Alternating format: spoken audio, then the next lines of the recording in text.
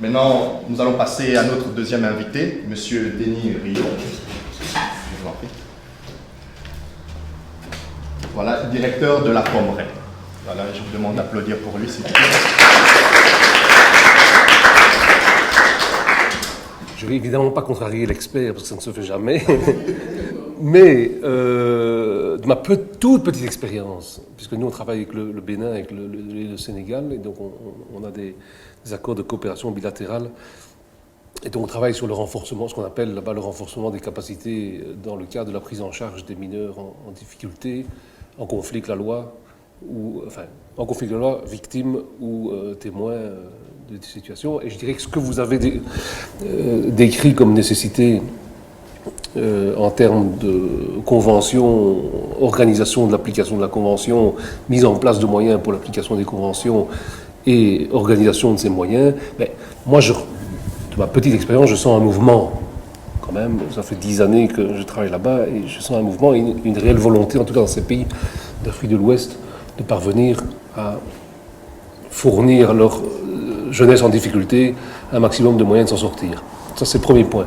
Le second point que je voulais dire, c'est que, alors là, je paraphrase quelqu'un, c'est que pour moi, la valeur d'une société se mesure à la place qu'elle dévolue à sa population la plus fragilisée. Et nous sommes, je ne sais plus, une jeune dame qui est partie, non, c'est vous qui parliez de la restriction de plus en plus ici chez nous. On est en train de déconstruire, à mon sens, des dispositifs de vie en société, et on s'en montrera les doigts par la suite, parce que tout ceci permet évidemment de structurer tous ces jeunes qui sont mis en...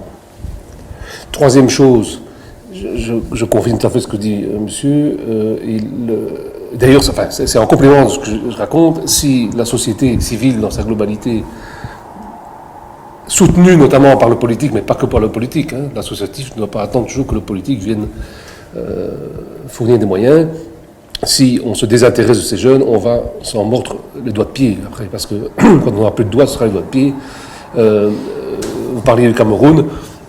J'étais l'autre jour en réunion avec des juges des mineurs en République du Bénin. On était en nord du pays et on sent très bien que les jeunes qui ne sont pas pris en charge par des ONG locales, les jeunes déscolarisés ou sans projet professionnel ou sans les moyens de pouvoir se mettre en projet, sont récupérés par des groupements du Niger et du Nigeria et commencent dans ce pays qui est un pays extrêmement riche sur le plan socioculturel et très, on dit ça, paisible et très mixé en termes religieux et de croyances, commence à avoir des petits groupes de jeunes radicalisés. Donc, l'importance de nos actions, ici ça se marque aussi. Pas vous expliquer, vous lisez assez, vous voyez ce qui se passe. C'est au sein des collectivités et de la société civile là-bas qu'on développe des activités génératrices de revenus qui financent des actions au profit des enfants. Voilà. Et je pense que c'est une des clés, à mon avis, pour éviter que chaque fois ça descend et ça ne responsabilise pas, ça n'autonomise pas et ça maintient cette relation de malsaine parfois entre le Nord et le Sud avec toute notre histoire de siècles, voilà. Mais bon, c'est parce que je fais des petits projets, moi, j'ai pas le budget de l'UNICEF, heureusement d'ailleurs. Concrètement, ce projet-là, justement, oui, qu'est-ce qu'on fait? C'est bien d'expliquer clairement ce que vous faites.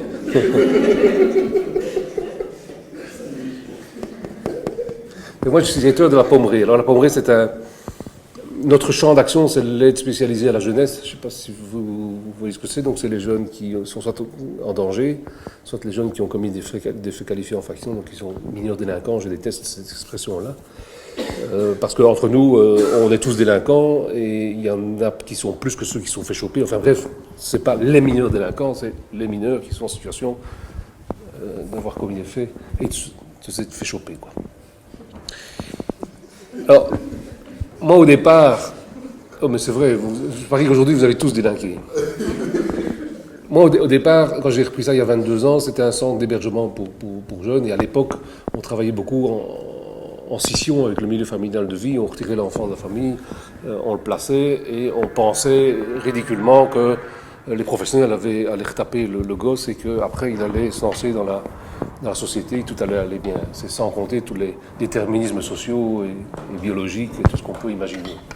Donc, en 1991, il y a eu un décret très important en Fédération Wallonie-Bruxelles, Comité française, priorité à la famille, travail avec les familles, milieu familial de vie, etc. Donc, nous, on a fortement évolué. Donc, moi, c'est que des adolescents. Hein.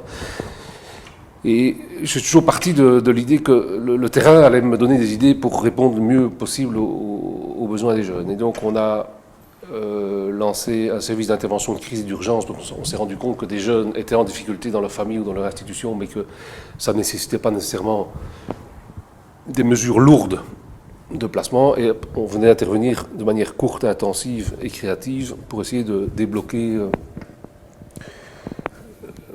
les situations de crise qu'on rencontre d'ailleurs dans tous les milieux socioculturels. Hein. Puis on a créé un service pour accompagner des jeunes qui sortaient des IPPJ et des services psychiatriques, parce qu'on s'est rendu compte que beaucoup d'institutions mettent des critères d'accueil et tous ces jeunes sont laissés pour compte. Et puis alors j'ai eu l'opportunité en 2006 d'accompagner une mission au Bénin. Alors là, je savais très bien ce que je faisais. Hein. J'étais avec une ministre, j'étais avec comment il s'appelle encore, Jean-Denis Lejeune, et avec comment s'appelle ce truc, Ciné Télé Revue. Voyage magnifique.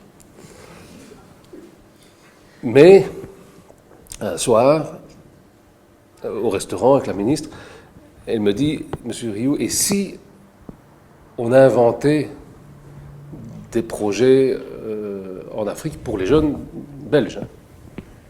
Et c'est là qu'est née l'idée de créer ce qu'on appelle nos séjours de rupture. Une fois qu'on s'est retrouvé au Bénin, ben voilà, on ne va pas rester dans son coin, on a rencontré plein de gens, et puis on a accepté de reprendre un projet soutenu par Wallonie-Bruxelles International, donc qui est le bras armé de la région wallonne et de la Fédération Wallonie-Bruxelles, qui a des accords bilatéraux avec une quinzaine de pays, je pense.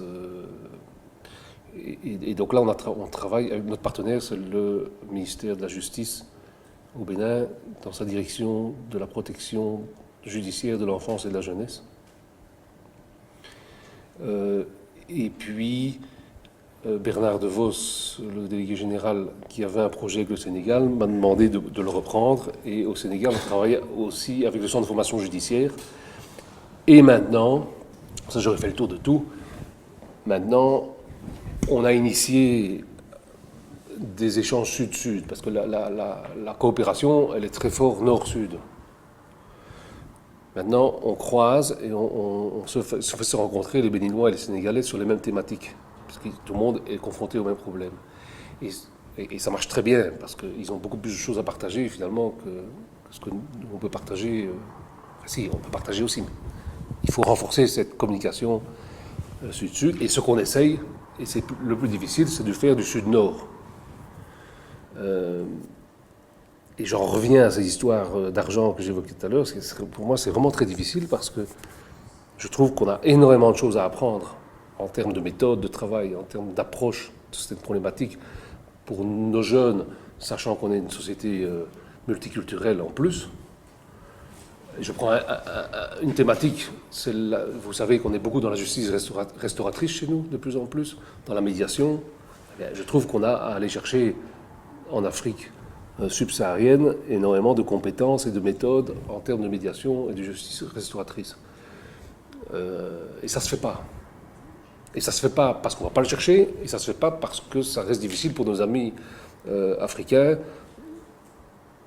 d'accepter de se mettre dans une position où ils vont venir nous donner des outils pour travailler. Mais voilà, ce sont les relations. Je ne sais pas si vous partagez ça, mais je trouve que ça reste difficile, ces relations très difficiles, empreintes d'histoire et de rôle et d'attente. Donc moi, mon champ de travail, ce qui m'a toujours excité dans mon métier, c'est de m'occuper des jeunes dont les autres ne veulent pas s'occuper. C'est pas souvent, enfin c'est souvent difficile, évidemment.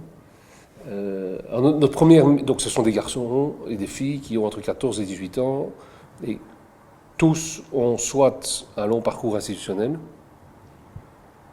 soit on rencontre des difficultés majeures en termes psychiatriques, en termes de consommation de stupéfiants, en termes de désocialisation, en termes d'errance, en termes de déscolarisation, en termes de violence. Alors, il y a des jeunes qui sont plus monosymptomatiques, et puis il y en a qui combinent une série de choses. Puis un jeune, c'est pas quelque chose qui est fait et qui ne bouge pas. Il y a des jeunes qui passent par différents états. Et l'enjeu majeur, en diversifiant tous nos types d'approches, parce que je trouve que ce qui est intéressant dans l'ONG ou la SBL, justement, comme elle n'est pas politique, c'est qu'elle peut être hyper créative. Comme on n'est pas des agents publics, on n'est pas... Vous êtes fonctionnaire ou pas? Il y en a? Bon. On est plus libre, quoi. On a des cerveaux plus créatifs. On peut plus, puisqu'on on doit répondre à des normes d'agrément, des choses comme ça, mais on peut inventer pas mal de trucs. Je veux dire, ce qu'on a créé à la Pommerie, pour moi, c'était vraiment important, parce que, comme je disais tout à l'heure, chaque fois que j'ai lancé un truc, c'est parce que je trouvais qu'un jeune qui... Alors quand je dis qu'il en valait la peine, ils en valent tous la peine. Hein, un jeune avec qui on était en lien sur quelque chose ne parvenait pas à se nourrir suffisamment de ce qu'on lui apportait parce que la structure ne correspondait pas à ses besoins du moment. Alors le danger là-dedans, c'est de multiplier les projets et d'avoir tellement de projets que ça devient plus lisible. Donc, il faut s'arrêter à un moment donné. L'idée, si je refais le lien avec l'Afrique, de proposer des séjours de rupture à des jeunes, donc ils partent 3 mois, hein, seuls, dans des structures locales, ils ne se croisent pas sur place, ils sont pris en charge par des éducateurs béninois, et tout est construit sur le mode du rite de passage.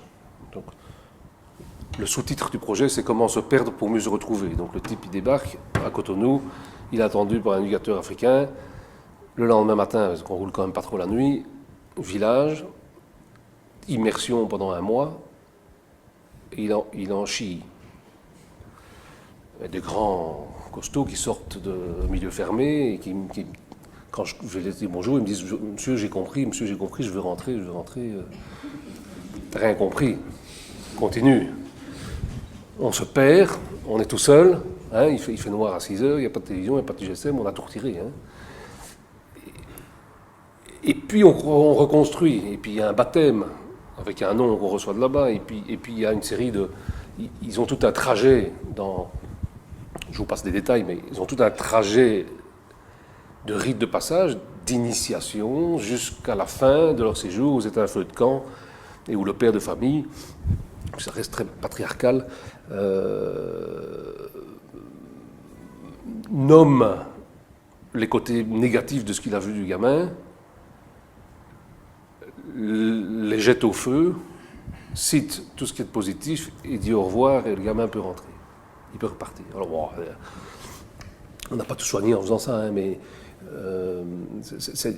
pour dire, pour moi, c'est un outil, par exemple, qui correspond très bien à un gamin, une gamine de 16, 17, 18, malheureusement pas 19, 20, 21, 22, on va y revenir juste après, qui est paumé dans sa trajectoire, qui sait plus... Il ne sait pas où aller, il ne sait pas quoi faire, il se sent complètement démobilisé, déstructuré, démotivé, incompétent, etc. Et ce trajet qu'il fait là, lui, le reconstruit en tout cas. Alors pour certains autres jeunes, c'est pas ça. On a par exemple, nous, développé un gros projet de potager, on fait une boulangerie artisanale maintenant, c'est des jeunes qui peuvent être ils restent en famille parce qu'ils n'ont pas besoin de partir 3 mois, mais ils sont déscolarisés, bof, ils viennent... travailler chez nous, Si mes informations, mes souvenirs sont bons, quasi tous les pays du monde, à part peut-être les États-Unis, mais c'est certainement pas un modèle à suivre,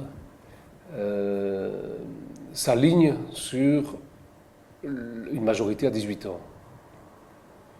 Et quasi tous les pays, enfin beaucoup de pays africains, en tout cas, depuis la signature de la Convention internationale sur les droits de l'enfant et la signature des conventions africaines, ont suivi quasi tous ça. Et moi, je trouve vraiment qu'il y a là un enjeu hyper important dans nos sociétés du monde entier, c'est cette majorité à 18 ans qui est une ineptie, pour moi, totale. Alors, non pas qu'on puisse devenir majeur, enfin, je ne conteste pas le fait qu'on puisse devenir majeur et voter, et être responsable, et face à la loi, etc., etc., etc. Mais plein de jeunes se retrouvent sans possibilité d'aide psychosociale, éducative. Enfin, vous allez me dire, si, il y a des aides, mais c'est des aides pour adultes, comme si d'un coup, à 17 ans et 365 jours, on devenait majeur et adulte et capable de passer à une autre forme d'aide. Et ma dernière idée de projet, justement, c'est de développer des projets pour cette catégorie qu'on appelle les 18-25 maintenant, qui sont... je ne sais pas quel métier vous faites, mais vous devez constater autour de vous qu'on est en train de lâcher complètement des jeunes. Moi, quand j'ai commencé à travailler, quand j'ai sorti des études, on était majeur à 21 ans, on pouvait être autonome financièrement à 18. On pouvait faire des études professionnelles, sortir, aller bosser. Maintenant, on est majeur à 18 et on est autonome à 25, 26, 27, 28 quand on a un peu de chance, quoi. Alors nous, ça va encore parce qu'on se démerde, mais moi j'aime autant vous dire que tous les jeunes qui passent par chez nous et qu'on doit lâcher dans la nature comme ça, c'est une catastrophe. Et quand ils reviennent nous voir après en disant c'est les pires années de ma vie. Voilà ce que des ONG doivent faire. Maintenant, c'est d'autant plus compliqué chez nous, avec l'accès au travail qui est complexe, parce que c'est vrai qu'il y a des pays où il y a encore moyen de développer des petits métiers et s'en sortir. Mais enfin voilà, donc les jeunes majeurs, pour moi, ça reste un chantier important. Et il va falloir qu'on trouve des idées pour financer ça, parce que le problème, dès qu'on rentre dans ce genre de champ-là, l'enseignement dit c'est plus moi parce que l'enseignement est obligatoire jusqu'à 18 ans. Les adultes, c'est pas moi parce qu'en fait il a une mentalité d'adolescent. Et la jeunesse dit c'est pas nous parce qu'il est majeur. Le CPS dit c'est pas nous, c'est les parents. Les parents disent c'est pas nous, on sait plus quoi en faire. Et donc, ils rament. Je le sais, moi j'ai 4 enfants et j'en ai 3 qui ont cet âge-là. Malgré des conditions favorables. Enfin, je crois. Donc voilà. Oui, si vous ne connaissez pas ça, oui, simplement pour faire un dernier lien, il faut savoir qu'en Belgique, le monde de l'aide à la jeunesse, c'est assez récent. Hein. La première loi date de 1912, c'est-à-dire il y a un siècle. Les premiers agréments officiels de services datent des années 80. Il y avait des financements par convention, mais les premiers agréments avec des règles d'agrément datent juste... Il y a eu la loi de 65, et puis il y a eu tout ce cheminement. Les premières écoles pour éducateurs ont formé des gens dans les années 60, 70, mais ce n'étaient pas des gens qui avaient choisi d'être éducateurs, c'était des enfants de bonne famille dont on ne savait pas quoi faire parce qu'ils avaient tout raté, qu'on a envoyé. Comme ils avaient été chefs scouts, on disait tu vas faire éducateur. Donc, années 80, ça veut dire 35, 36 ans. Alors, et puis ça s'est développé. Maintenant, il y a en Communauté française environ 400 services agréés et subventionnés qui s'occupent de jeunes. Mais on a un ministre qui va nous sortir une nouvelle réforme, je ne sais pas ce que ça va donner. Et donc ce contrat social, il s'est construit après que les religieux aient laissé tout ce champ dans lequel ils étaient actifs jusque dans les années 60. C'était toutes les grosses congrégations religieuses qu'ils faisaient. Puis c'était des SBL, des petites SBL qui se sont développées. Mais donc c'est très neuf et ça ne veut pas dire que dans 10 ans, 15 ans, 20 ans, le contrat social sera le même. À l'heure actuelle, l'État belge via sa communauté française, reconnaît qu'il y a un problème de prise en charge des enfants et elle dit « je ne veux pas m'en occuper, je finance ». Avec des lois, des décrets, des normes d'agrément et des contrôles. Mais demain, ça pourrait très bien changer. Hein. C'est pas gagné pour toujours. En Afrique subsaharienne, là où je connais, on tend vers ça, et nous, on détend vers ça. Hein. Parce que chaque année, on nous... De plus en plus de règles, de moins de moyens. Est-ce que ces jeunes choisissent de partir ou est-ce qu'ils sont plus ou moins très fort poussés? Qu'est-ce qu'ils font au quotidien? Vous dites qu'ils sont insérés, est-ce qu'ils vont à l'école? Est-ce qu'ils travaillent? Qu'est-ce qu'ils font dans leur vie quotidienne? Est-ce qu'ils gardent contact en général avec les gens chez qui ils sont logés, etc.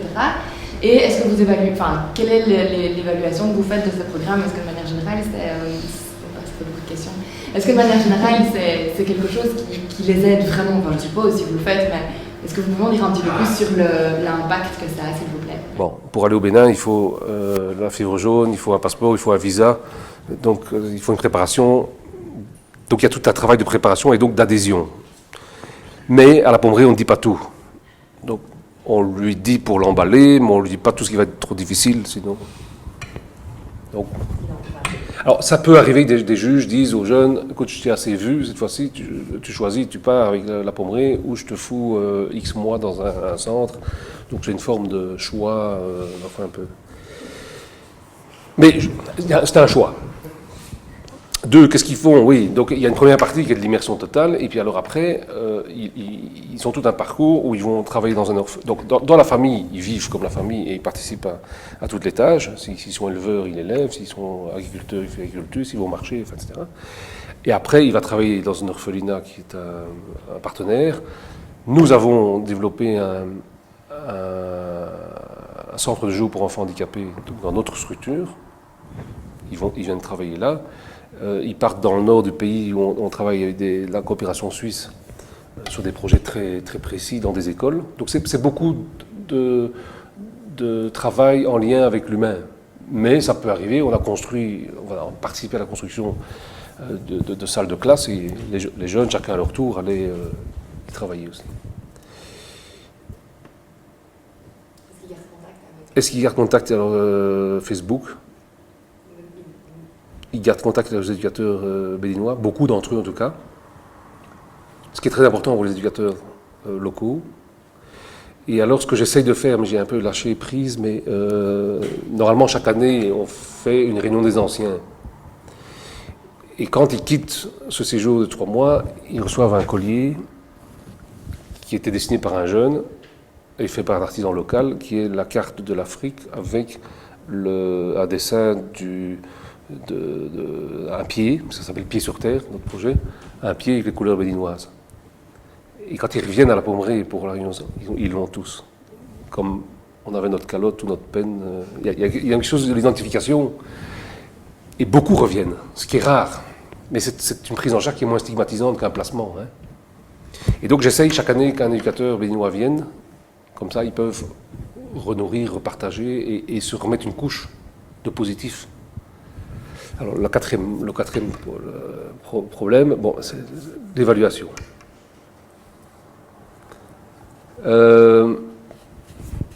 J'avais conseil d'administration jeudi passé et mon conseil d'administration est revenu là-dessus, mais pas que sur le Bénin, parce qu'on vient souvent sur et quoi ce projet, qu'est-ce que ça apporte exactement aux jeunes, mais je dirais tous les projets de la jeunesse.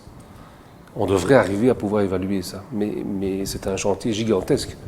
Il faudrait que j'engage un chercheur pour travailler sur cette thématique-là. Même avec nos propres enfants, qu'est-ce qui détermine qu'à un moment donné, ils fonctionnent bien ou pas bien? Quelle est la part de ce qu'on a donné, nous, sur le plan purement éducatif? Quelle est la part de l'environnement familial plus large, de l'environnement social, des déterminismes biologiques? Enfin, il y a tellement de choses. Donc je peux vous donner que mon ressenti. Moi je les vois, enfin je les vois pas tous, mais parce qu'on a beaucoup de jeunes à la Pommerie, mais je les vois passer avant le départ, je les vois revenir, c'est pas les mêmes. Quand ils passent, ils regardent par terre, quand ils rentrent, ils regardent dans les yeux. il y a une fierté, ils ont réussi quelque chose. Mais la grosse faiblesse du projet, et ça j'en suis vraiment conscient et ça m'embête et je ne sais pas comment le travailler, mais on va avancer là-dessus, c'est le jeune, lui, il a avancé. Mais quand il revient, rien n'a changé. Alors, pendant qu'il est là-bas, j'ai une équipe qui travaille avec la famille. Parce qu'il faut que le jeune fasse son trajet, mais il faut que le papa, la maman, pour autant qu'il y en ait, les gens qui comptent pour lui ou qui sont là à son retour, doivent changer leur regard aussi, ils doivent changer leur pratique, ils doivent pouvoir l'accueillir, le gosse, autrement et pas recommencer les mêmes, comme on dit en thérapie brève, il ne faut pas refaire un petit peu la même chose, il faut qu'on change les règles du jeu, quoi. Mais le quartier est le même, il pleut tout le temps, il n'y a pas de travail, il y a les potes qui sont là pour... bon. Donc le séjour de rupture bénéficie aux jeunes, clairement, mais moi, mon mémoire de fin d'études était là-dessus, c'est qu'est-ce qui se passe au retour, en fait. C'est comme si on mettait un poisson, moi j'ai un peu cette métaphore, on met un petit poisson qui, dans un bocal plein de requins, on l'enlève quelque temps et il se renforce, mais si on le remet dans son environnement, j'ai vu des jeunes qui avaient aussi fait un choc culturel au retour, parce que il fallait, quand on revient, qu'on a vécu un choc culturel de départ et qu'on revient, qu'on doit se réinsérer avec des nouvelles, des choses qui ont bougé en soi dans notre société, c'est parfois assez violent. Et moi, ma question du coup, c'est qu'est-ce que vous prévoyez pour le retour? Parce qu'en fait, je pense que c'est ça qui manque, ou qui manquait chez eux, je veux dire pas chez vous, mais c'est je crois que c'est vraiment là où l'impact pourrait être vraiment multiplié s'il y a un retour qui est accompagné, et pas sur 2 semaines, mais vraiment sur des 3-4 mois. Partir, c'est facile, d'autant plus qu'on leur ment. Rester, c'est facile, parce qu'on leur ment complètement en leur disant qu'il n'y a pas moyen de rentrer plus tôt et que le billet d'avion est pris. On a déjà dû changer, parce que si un jeune se met gravement en danger, et revenir, c'est le plus dur. Oui. Alors, qu'est-ce qu'on fait? On est dans un monde où il faut aller vite. Et donc les arrêtés d'agrément disent que c'est 1 mois de réparation, 3 mois sur place et puis 3 mois de travail ici, puis c'est fini. Donc il faut que notre ASBL, on est en train de travailler là-dessus, organise ses ressources financières et ses moyens humains pour offrir un accompagnement à plus long terme pour tous les jeunes qui sont passés par nos services, qui ont envie de quelque chose à un moment donné. Je reviens sur l'histoire des 18-25, parce que ça concerne ces jeunes-là, et puis les jeunes qui sont passés dans nos services pour d'autres motifs. Donc, je travaille beaucoup là-dessus. Et dans ce type d'accompagnement-là, je pense qu'il faut la possibilité de pouvoir offrir la formation professionnelle, offrir peut-être, parce que c'est un peu notre cadre à nous, on est fort dans l'alternatif. Donc moi j'ai pas mal d'éducateurs qui sont des gens qui ont des parcours eux-mêmes assez particuliers. Et donc on prend beaucoup au développement de l'agriculture, permaculture, petit niveau, dans lequel on peut subvenir ses besoins et faire un petit commerce. On peut peut-être lancer des jeunes sur des petits projets comme ça. Je pense à des logements pour jeunes majeurs avec un accompagnement. Il y a le service citoyen. Il y a une antenne qui vient de se mettre à Namur et donc moi-même, la Pommerie, on va se mettre comme accueillant. Et ça pourrait même être des anciens jeunes qui sont partis, qui pourraient revenir travailler chez nous, mais alors plus comme jeunes pris en charge, mais comme accompagnateur de projet aussi. Donc, je pense qu'il y a à créer un tas de synergies à ce niveau-là. Mais c'est sûr que ce qui me met mal à l'aise, moi, mes collègues, et je ne veux plus me taire là-dessus, c'est que travailler à la chaîne et faire du chiffre, et bien, on fait du chiffre bien, on ne fait pas que du chiffre, pour des jeunes, et puis simplement dire, ok, c'est bon, à 18 ans, c'est fini, je ne peux plus. Ou il est parti, il a fait un bon séjour au Bénin, il revient, mais l'agrément dit que je ne peux plus m'occuper de lui, j'ai plus envie de ça. Justement, qu'est-ce qu'il fait? Parce que c'est quand même un constat de toutes les associations du secteur de l'aide à la jeunesse, du champ de l'aide à la jeunesse. Qu'est-ce qui fait qu'à un moment donné, ce champ ne s'ouvre pas à une forme d'action qui crée un pont pour ces jeunes en construction professionnelle et en construction sociale et en construction de leur personnalité tout simplement. Qu'est-ce qui se passe qu'à un moment donné, des revendications pour élargir ce champ ne se mettent pas d'application? Mais on est malheureusement tous victimes, parce qu'on n'est pas plus beau et plus fort que les autres, hein, donc tous victimes d'une organisation sociale où tout se cloisonne et c'est des couloirs, quoi.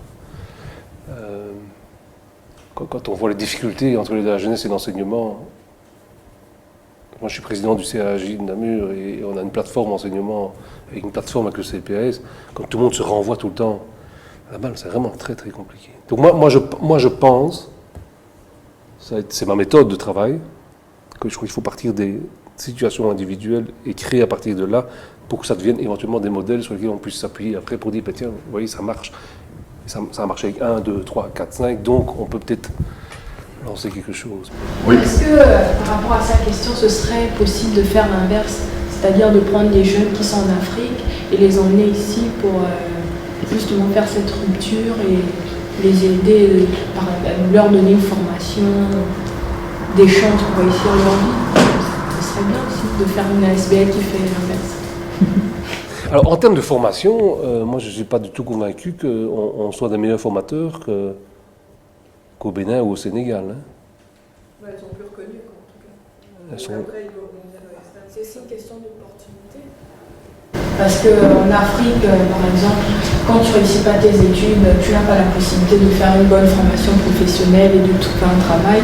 Tandis que si ces jeunes-là qui ont des difficultés à faire des études pourraient venir ici faire des formations et retourner dans leur pays, travailler, ce serait... Oui.